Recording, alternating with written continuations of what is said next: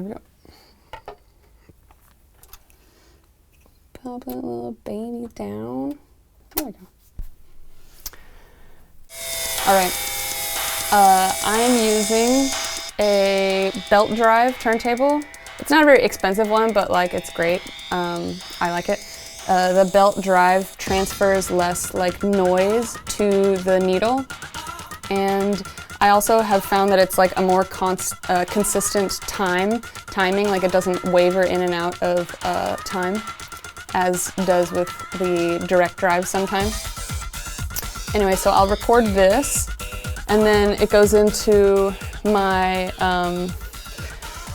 sadly underused Yuri Soundcraft mixer, and then I use like the preamps here, and then it goes into this guy, and then into Ableton.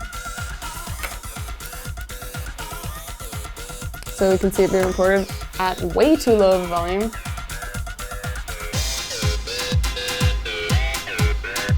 So I can change it here, you know. Make sure the stereo image is as good as I can get it.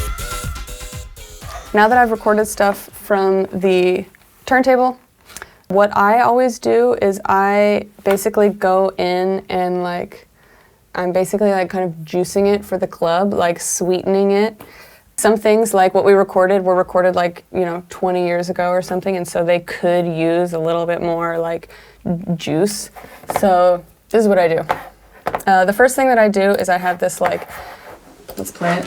So I'll have this X crackle kind of thing. So I can turn the threshold down, and it actually does a pretty good job of removing some crackly stuff, pops and whatnot. And then I have this utility, which I can adjust the stereo image if I want, if it's leaning to one side. I put the bass in mono, and then because the subs are always in a mono signal.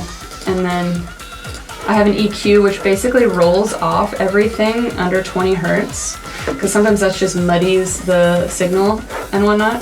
Then I have a limiter so that I can check out to make sure that this more or less kind of dry raw signal is not hitting over -3 decibels. And this is just a visual cue, so basically I don't want this to engage. And then I have this kind of nice passive equalizer VST guy that I just basically run a preset on.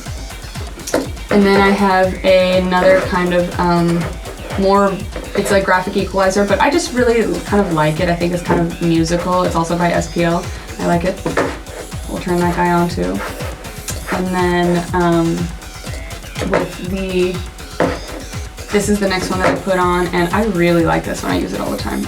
It's, I don't know, Sonic Maximizer, I don't know what that means, but it's this plugin. I just really find that it really kind of does some kind of compression and level, and I don't know exactly, but it sounds quite nice on the low end and high end. And it has this nice, I really like these nice, green squares around the knobs. Anyway, okay, and then the final thing that I use is this kind of hilariously named waves thing called One Knob Louder.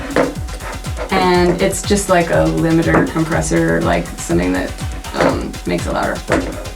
So turn that guy on, and then I can, it basically just kind of, the string of things that I put on make it sound more, just more ready for the club, basically.